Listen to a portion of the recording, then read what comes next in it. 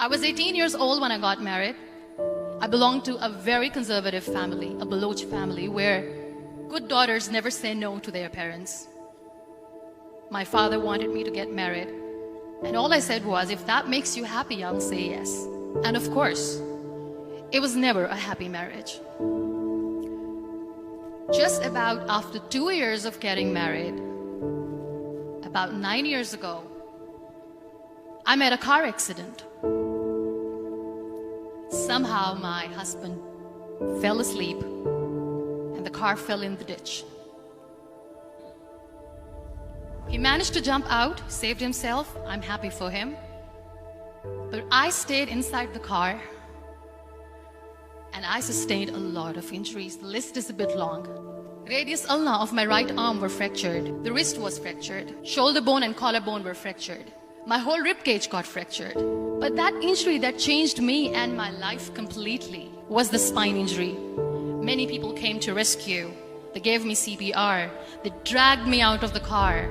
And while they were dragging me out, I got the complete transection of my spinal cord. Those 2.5 months in the hospital were dreadful. I was at the verge of despair. One day, doctor came to me and he said, well, I heard that you wanted to be an artist, but you ended up being a housewife. I have a bad news for you. You won't be able to paint again. Next day, doctor came to me and said, your spine injury is so bad, you won't be able to walk again. I took a deep breath and I said, it's all right. Next day, doctor came to me and said, because of your spine injury and the fixation that you have in your back, you won't be able to give birth to a child again. That day, I was devastated. I started to question my existence. Why am I even alive? So what kept me going was, one day I asked my brothers, I know I have a deformed hand, but I'm tired of looking at these white walls in the hospital and wearing these white scrubs. Bring me some colors, bring me some small canvas. I want to paint. So the very first painting I made was on my deathbed, where I painted for the very first time. What an amazing therapy it was. Without uttering a single word, I could paint my heart out. I could share my story. People used to come and say, what lovely painting, so much color. Nobody could see the grief in it. Only I could. And that day I decided that I'm going to live life for myself. I am not going to be that perfect person for someone. I am just going to take this moment and I will make it perfect for myself. That I'm going to fight my fears. So I wrote down one by one all those fears. And I decided that I'm going to overcome these fears one at a time. You know what was my biggest fear? Divorce. But the day I decided that this is nothing but my fear, I liberated myself by setting him free.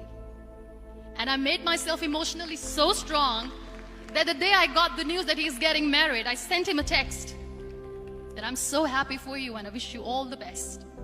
And he knows that I pray for him today. Number 2 was, I won't be able to be a mother again. And that was quite devastating for me.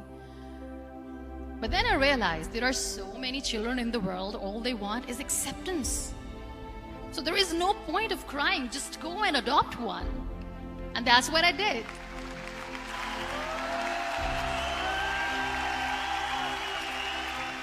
I gave my name in different organizations, different orphanages, and I waited patiently.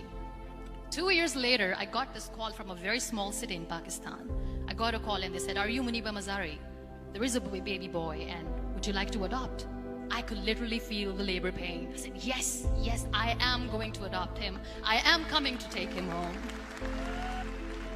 And that day, I was 2 days old, and today he's 6.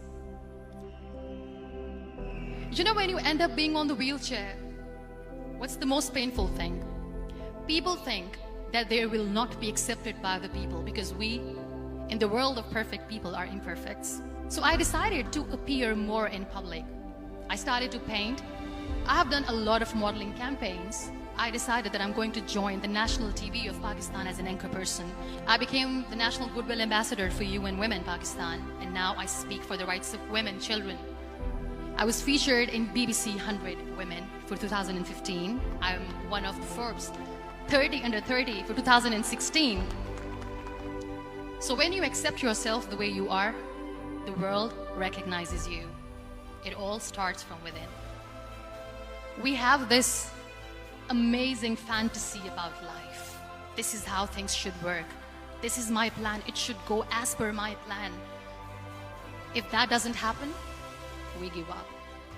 I never wanted to be on the wheelchair. Never thought of being on the wheelchair. This life is a test and a trial, and tests are never supposed to be easy. So when you are expecting ease from life, and life gives you lemons, then you make the lemonade, and then do not blame life for that. It is okay to be scared. It is okay to cry. Everything is okay, but giving up should not be an option. They always say that failure is not an option. Failure should be an option, because when you fail, you get up, and then you fail, and then you get up, and that keeps you going. Embrace each and every breath that you are taking. Celebrate your life. Live it.